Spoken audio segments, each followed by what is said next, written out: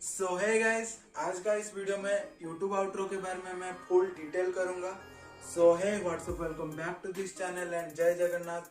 तो वीडियो को बिना किसी देर के शुरू करते हैं। तो इस वीडियो में YouTube आउट्रो से आपका क्या फायदा होगा एंड उसको आप कैसे बनाएंगे वो भी मोबाइल पे मैं पूरा बताऊंगा।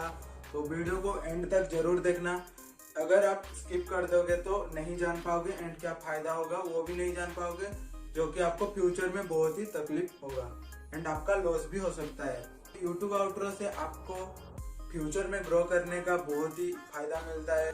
आउट्रो लगा के कर सकते हो एंड ये YouTube कम्युनिटी भी मानता है। एंड अगर आपका कोई भी वीडियो में व्यूज नहीं आ रहा है तो आप YouTube पे लगा के उसको व्यूज भी ला सकते हो। एंड अगर आप सब्सक्राइबर भी बढ़ाना चाहते हो तो YouTube आउट्रो में लास्ट में आप सब्सक्राइबर भी बढ़ा सकते हो। तो ये था कुछ फायदा YouTube आउट्रो से एंड ये कुछ नहीं, बहुत है फायदा। एंड आउट्रो में आपको वीडियो का लिंक एंड प्लेलिस्ट और सब्सक्राइब का बटन मिल जाता है, जो कि आपको बहुत ग्रो करने में हेल्प करता है।